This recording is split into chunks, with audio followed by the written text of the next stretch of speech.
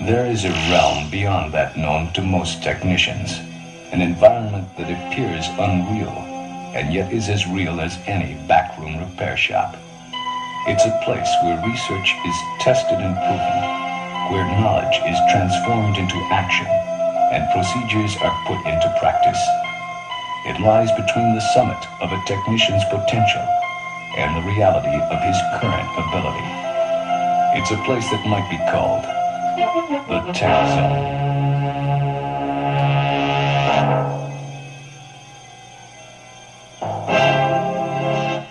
You're looking at a Mr. Eddie Smith, an industrious motorcycle technician, a man with the diversity of skill and talent necessary to perform a variety of intricate repairs. But there are some areas of expertise where Eddie lacks confidence. The valve job is one of these areas.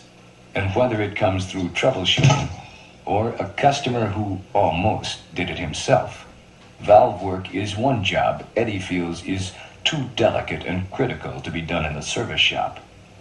However, Eddie Smith is about to have a change of heart. He's about to take a brief but very prosperous journey into Honda's Tech Zone. Yeah, Joe's Machine Shop. How you doing? Yeah, this is Eddie. Look, is Joe there? Oh, he's not. When do you expect him back? Tuesday? Well, yeah, it is. You see, I just promised one of my customers that I'd have his bike for him by Tuesday afternoon. No, I understand. Listen, please, if Joe gets back any sooner than that, would you please have him give me a call right away? Yeah, just tell him it concerns a couple of valve jobs. Okay, thanks. Bye-bye. Oh, man. I used to think this subletting work was a piece of cake. It's getting to be a real hassle. You're right, Eddie. It is a hassle. It's pretty unprofitable, too. Oh, man. This pressure must be getting to me. I'm starting to talk to myself. Or it's I'm hearing things. Come on, Eddie. Get a hold of yourself. You're not hearing things. But every time you sublet valve work, you're not only missing a terrific opportunity to make money, but your shop is limiting its control of quality and maybe customer satisfaction as well. Look, why are you taking these chances? You could do the job yourself. Oh, yeah. What makes you so sure? Because I know you, and I know what you're capable of. Listen, pal, just who are you anyway? Well, I'm you. You might call me your alter ego. Right. Okay, look, I'm not sure I believe all this, but let's get one thing straight. The only reason we don't do valve work is because we always send it out.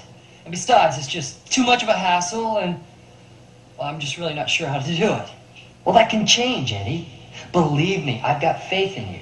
Or should I say us. Now look, why don't you come along with me and let me give you a few pointers. Are you willing to do that? Yeah. Can't hurt. Where are we going?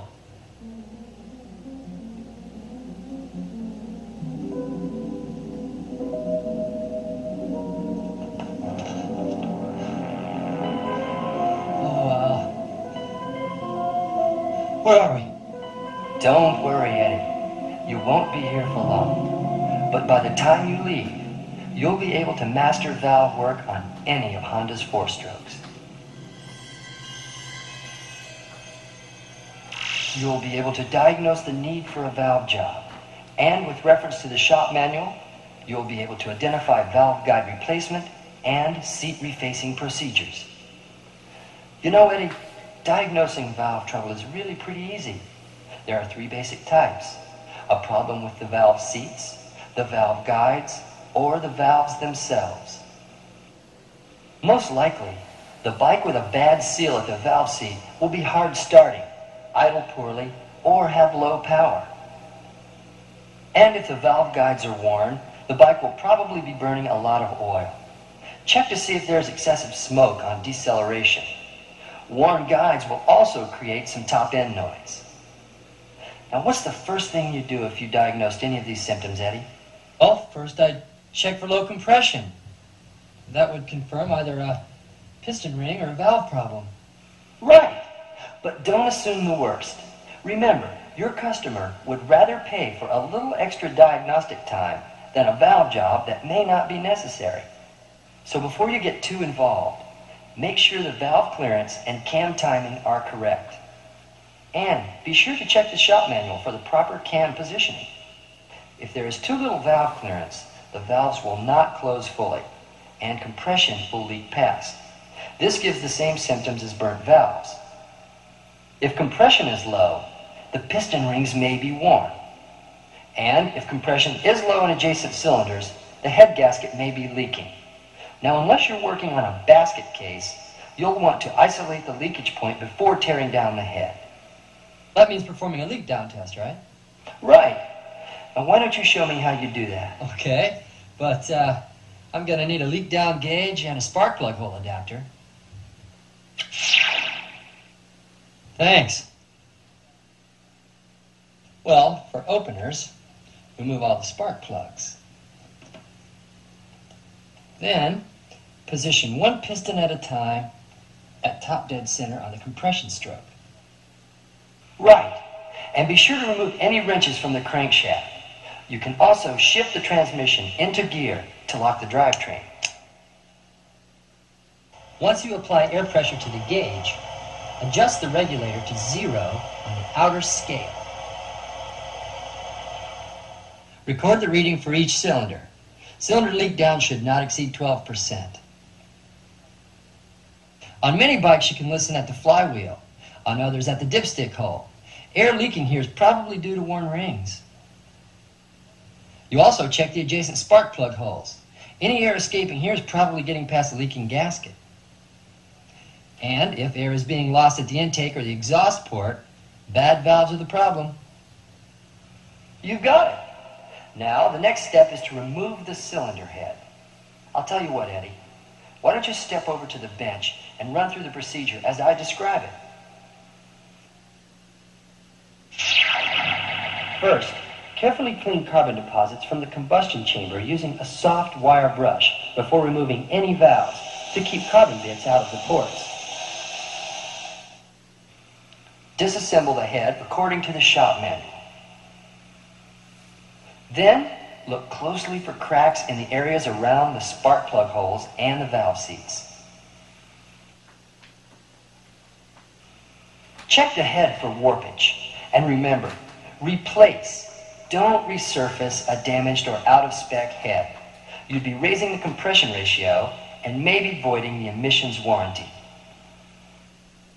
Now you want to inspect the valve train components. Measure and examine these parts and compare to service limits listed in the shop manual. Then replace as necessary. That's right, Eddie. Clean the intake and exhaust valves thoroughly to remove carbon deposits so you can visually inspect each valve. Check for scoring, galling, or other stem damage. And make sure the valve face isn't pitted or cut. If there's any such damage, the valve should be replaced.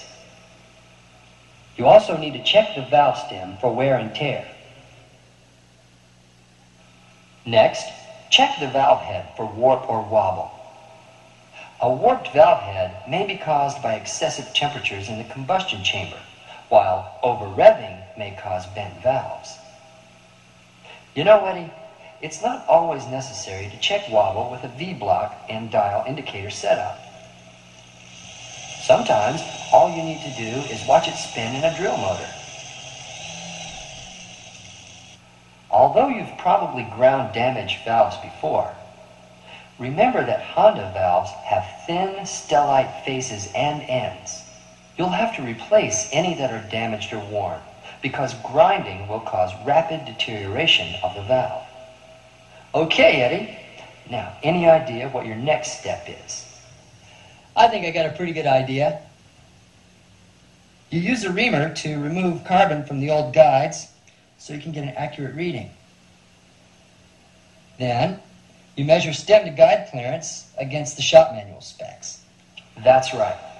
And if valve guide clearance is over service limits, your next step is to replace the valve guides. To do this, you'll need the proper reamer, driver, and a nylon brush, like the ones you use to clean rifles. You'll also need this adjustable valve guide driver to spread the driving load between the end of the guide and the guide stop. Before removing the old guides, be sure to note the difference between guide tips. The intake may be a different length and shape from the exhaust. And there are 3 basic guide types. Some have a built-in locating stop, others have a separate clip, and some have no stop or clip. On guides with no stops, measure the old guide's installed height and record it for use later on. If you're using the adjustable driver, set it to the height you've recorded, or reference the shop manual specification. Now here's a tip to ease guide installation.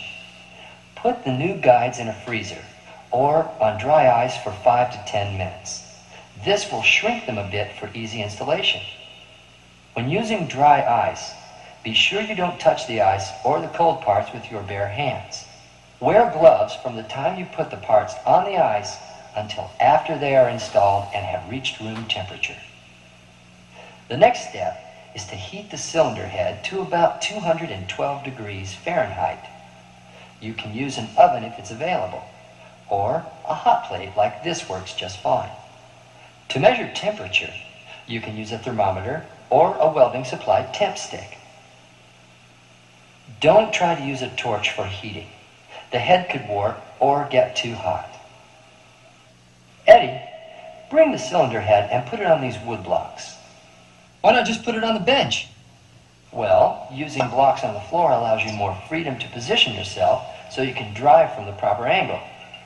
Drive out the old guides from the combustion chamber side, using the driver specified in the shop manual or tool catalog. Now, while the cylinder head is still hot, drive cold new guides in from the rocker arm side. Remember, guides are easily bent into a banana shape, so be careful. That's right, Eddie. Hammer overhand from the opposing side to keep the guides vertical.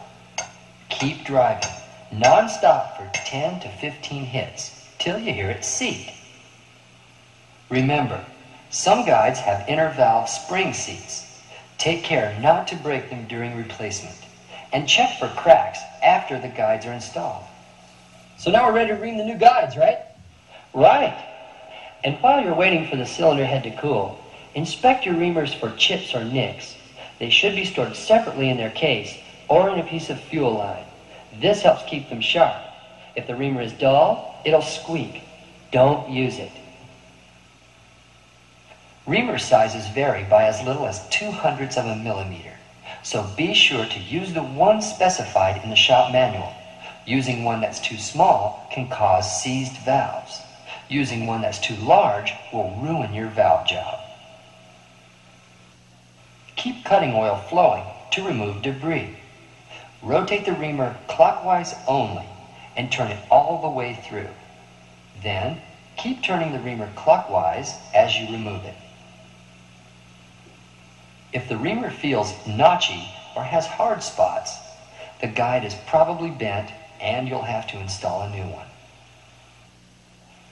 After you've reamed all the guides, clean them with a nylon brush with soap and water. After you've cleaned the guides, oil them right away to prevent corrosion. That takes care of your new guide installation. You feel like you got it down? Sure. That's not difficult at all. You just got to remember to keep the cylinder head hot and the guides cold. You've got to keep the guides vertical and hammer a steady 10 to 15 hits till you hear it seat. Then you use a reamer, the one specified in the shop manual, and you turn it clockwise all the way through. Next, you clean and oil the guides. Then you're ready to start refacing the valve seats. Anytime valve guides are replaced, you must reface or cut the valve seats. Refacing is also necessary if the seat is too wide, too rough, or has low spots. Well, what kind of cutting tool do you recommend for that? These New Wave valve seat cutters, or an equivalent, are easy to use. And once you've made the initial investment, you'll have the professional tools to make sure the job gets done right. In addition to your cutters, or grinding stones, you'll need some Dychem or Prussian blue, some fine lapping compound, and a lapping tool. Using cutting oil, make a light cut with a 45-degree cutter or stone. If you have the New Way cutter, use the 46-degree cutter. So far, the cut looks good, Eddie. But suppose your initial cut was less than 75%. When less than 75% of the circumference is cut, chances are your valve guide isn't positioned properly and will need to be replaced. Or else your cutting tool guide is bent, or the stone isn't properly dressed. If your initial cut is 75% or more of the valve seat circumference, then you should continue cutting until the seat is smooth and complete around the circumference. Okay. Well, the next thing I need to do is check the contact area, right? You got it. Apply Prussian blue or magic marker to the valve seat and check the contact area between the seat and valve. The location of the valve seat in relation to the valve face is very important for good sealing. If the contact area is too high on the valve, you'll have to lower the seat by cutting the top with a top cutter. The top angle varies from model to model, so check the shop manual for proper angle of the stone or cutter you'll need. If the contact area is too low, raise the seat by cutting the bottom. Here again, the bottom angle varies, so check the shop manual for the correct angle. Now, recheck the seat width. If the contact area is in the correct location, but the seat is too wide or uneven, use the top cutter and bottom cutter to narrow the seat. Well, it wasn't too wide, but what if it's too narrow? If the seat's too narrow, you widen it with the 45 or 46-degree cutter. And Eddie, be sure you check the contact area after each cut, okay? You bet. You can also use a grinder tool rather than cutters. Just be sure you use the proper eye protection and follow the manufacturer's instructions. And be sure to dress all 3 stones before each cut.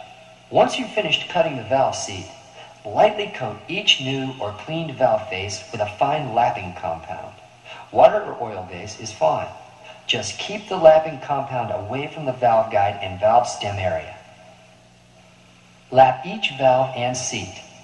Roll it back and forth between your hands with a slight downward pressure. Then lift and turn the valve, and repeat just enough to remove the tooth left after cutting. This helps ensure a good seal with minimal compression loss.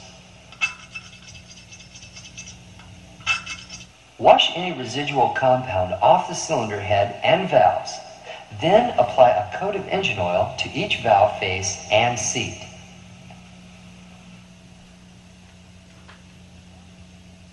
Now you're ready to reassemble the cylinder head. Be sure to install new valve stem seals. Lubricate the valve stems with moly grease before inserting the valves into the guides, and turn each valve slowly to avoid damaging the stem seals. Remember that the tightly wound coils of the valve springs face in toward the combustion chamber. Adjust the spring compressor attachment so the springs will compress just enough to install the cotters. Then, position them and tap each valve stem gently to firmly seat the keepers. Install the cylinder head according to shop manual directions. Then set valve clearances, paying special attention to cam position. If the model you're working on is equipped with hydraulic valve adjusters, it may have shims, so be sure to check shim selection whenever the valve seats have been refaced. To make sure you've done the job right, start the engine. Then, Check for oil and fuel leaks.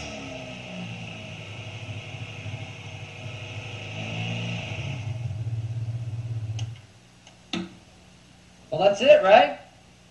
I mean, the valve job's complete. Yeah, Eddie. That's what it takes to do the job right. It wasn't so tough. As a matter of fact, it wasn't tough at all.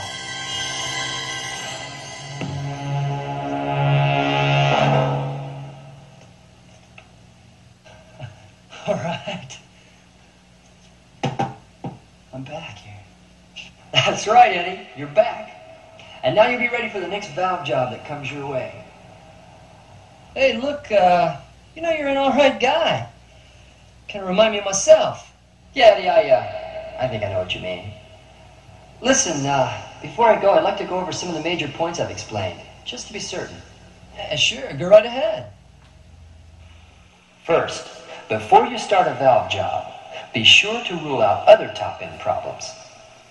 And remember, replace.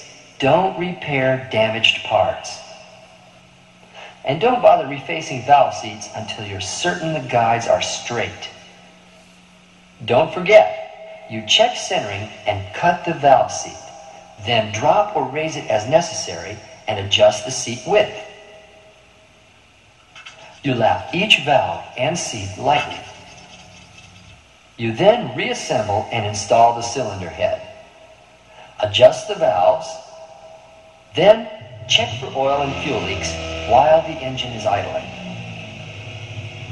No sweat. I got it. Listen, thanks. Thanks a lot. Thanks for listening. I know you're going to make a lot of customers very happy with the quality of your work at your dealership. See you around. Yeah. See you around.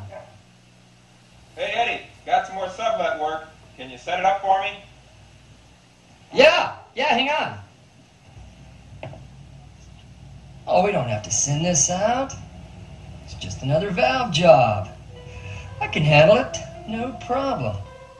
Submitted for your approval, Mr. Eddie Smith, a capable motorcycle technician who saw a reflection of knowledge and insight he could gain. His good understanding of motorcycle technology just got better, with a little help from himself and Honda's Tech Zone.